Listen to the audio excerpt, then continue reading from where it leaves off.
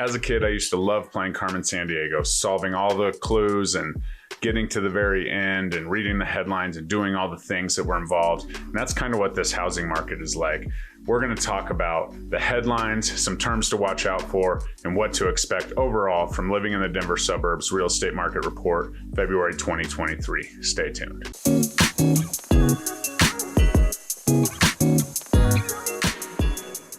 What's up, everybody? Jeremy Kane with Living in the Denver Suburbs. Super excited to dive into this market update.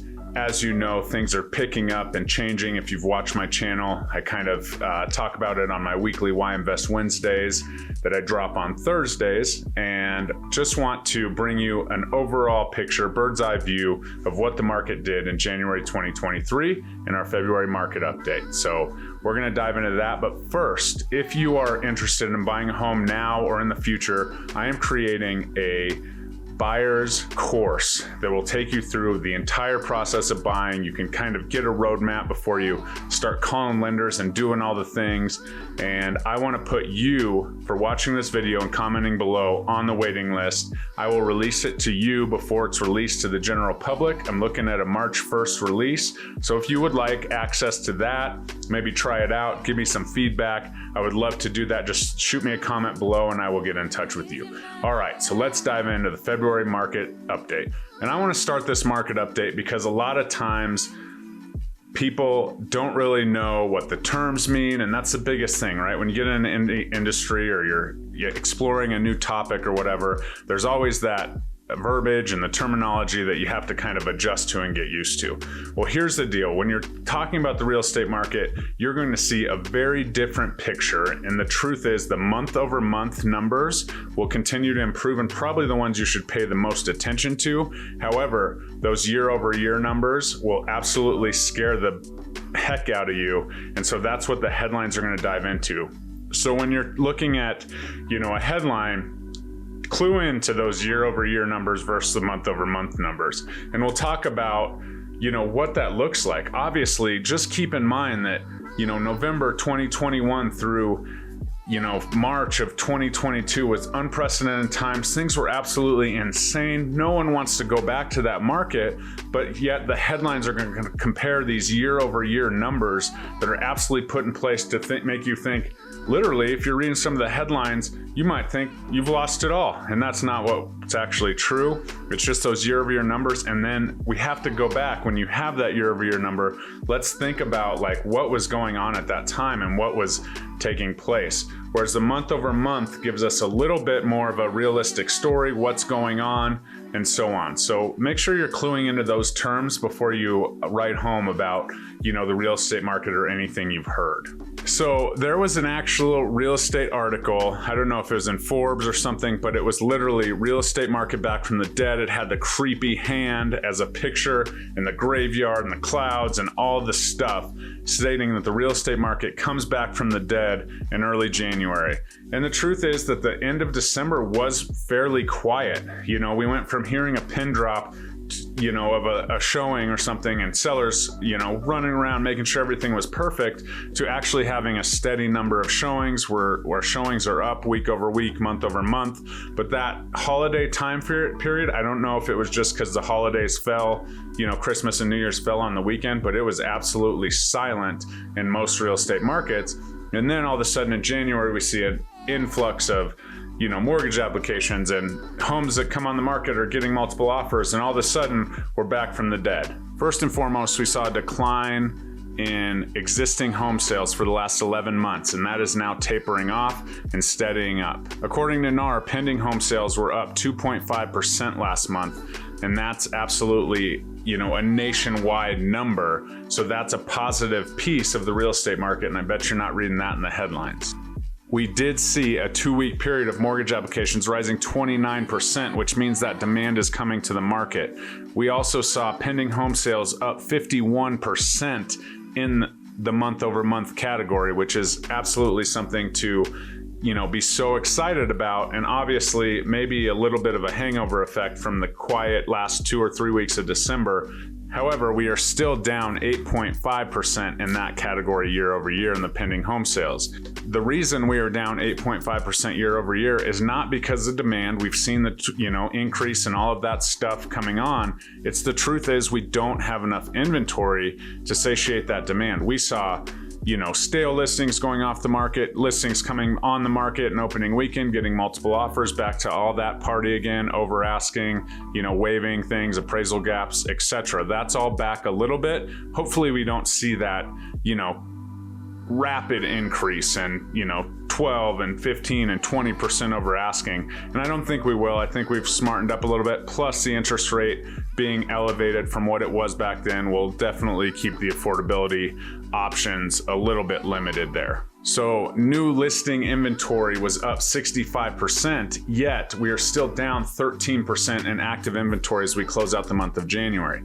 That tells me that homes that are coming on the market are getting scooped up by the buyer demand, and that absolutely leaves us with a very small amount of inventory carrying over from last month, which as it goes, we should see a pickup in demand, and I don't think that the inventory will keep up with that. People are even talking about decreasing home prices and all of that stuff year over year, and talking about how 2023 we're going to lose, value and equity and all the things. I don't think that that's possible, at least in the Denver and the suburbs, because our inventory is so brought down. And no matter where you're at across the country, if your inventory is limited, the buyer demand is coming due in big fact to the population and the average age of the biggest population group being 33.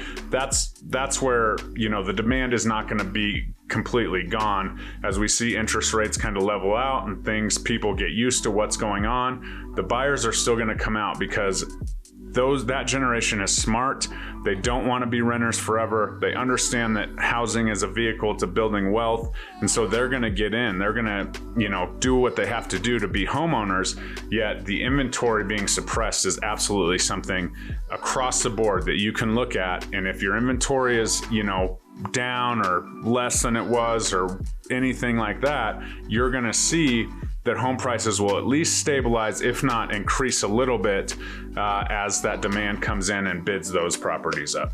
Okay, so let's talk about home prices. We did see home prices decrease by 3.3% in the Denver and the suburbs area. We did see close to list price go from 98.42% to 98.15% as buyers scooped in. And keep in mind that the homes that closed in January probably went under contract in that quiet period of December.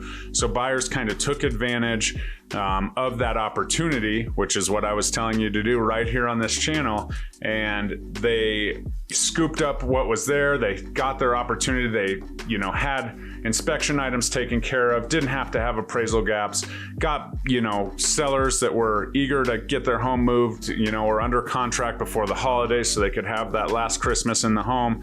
And they took advantage of that. And then what they did is they took to social media. They were telling their story. Some people listened, and that's the influx of the demand that absolutely was ready to roll once the clock struck midnight and we were into 2023. And now that opportunity seems to be maybe a little bit behind us as we're back into multiple offers, we're back into all of the things. Again, hopefully not with as much aggression as we had before, because we're not armed with those low interest rates to kind of offset the, over asking prices and things like that. We had the record low interest rates, if you remember, at the beginning of 2022, end of 2021. So buyers were able to come into the market, and making those $100,000 over asking and all of this, was possible because that interest rate was so low. That's not the case now.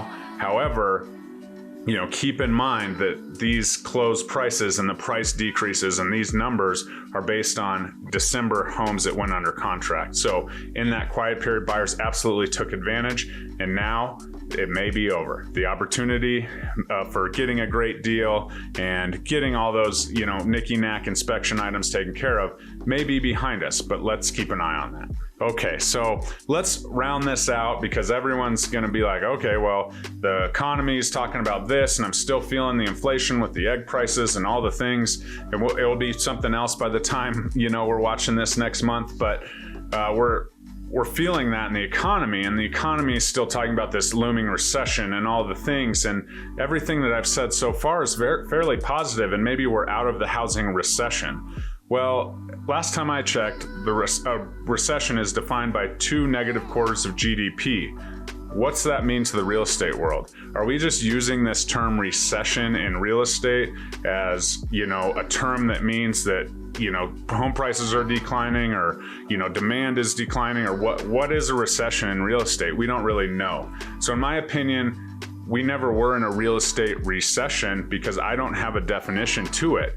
Now, when we switch it over to the economy and we're talking about, okay, the housing market seems to be recovering. We're seeing, buyer demand pick up. We're seeing multiple offers pick up. What's that mean for the economy? And I think that it's very important to differentiate the two. I don't know how many times I've, gotten calls, well, the Fed's going to raise the, interest rate and all this stuff. The Fed is tied to the short term, not necessarily directly tied to that 30-year fix. I can't say that enough. I've had even real estate agents call me and be like, well, the Fed's going to raise the interest rate at the end of the month, so my buyers want to get in. Not at all accurate, so don't worry about that. They are just trying to control the general economy, and there's much more than just housing tied into that. So maybe this little bit of market shift or whatever you want to call it is done in the housing world for now. And now we have the economy to focus on. And as the Fed continues to meet and continues to, manipulate, in my opinion, the economy, they still have a ways to go because they just can't kick that unemployment rate being at record lows. There's literally 2 jobs for every 1 unemployed person. So until that all gets sorted out, the Fed is going to continue to do what they can to almost bring down inflation and all of the things because everyone's spending money. Everyone has jobs. There's not a ton of demand. Now, if you have lost your job and, I'm so sorry for that, what's happening is those people are getting jobs before they even go on the jobless claims reports, keeping that unemployment rate low. And that is in turn what's kind of got us walking this tightrope between, the recession and not the recession, the economy and all of the confusion. Now, that is not, like I said, directly tied to anything, but the housing market will react as we move through that. And the truth is that the Fed is going to continue the manipulation until they can get that jobless claims up, bringing inflation down. And that's what we really have to focus on. So I wouldn't say we're completely out of the woods. I would say definitely focus on the year over year numbers when the fear headlines pop up. And, if they say year over year, just take yourself back and remember where we were at, in the beginning of 2022. And now that we're in 2023, what's really happening, and compare it to previous real estate years and how those numbers work, and the seasonality will all be back. But I'd be careful to talk about the real estate recession being over because we don't really know what a real estate recession is. So let's let the economy do its thing. Let's let the Fed do its thing.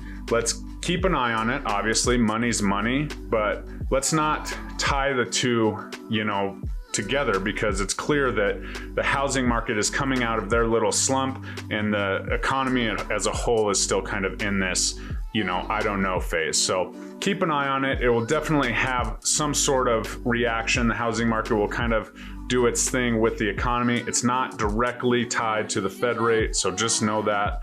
And we'll see what happens because 2023 is going to be a wild ride. Again, if you have any questions about moving to Denver, talking about relocating within Denver, I'm your guy living in the Denver suburbs. Absolutely excited to take you on this journey of 2023, and let's see what happens. We'll talk to you soon. Bye-bye.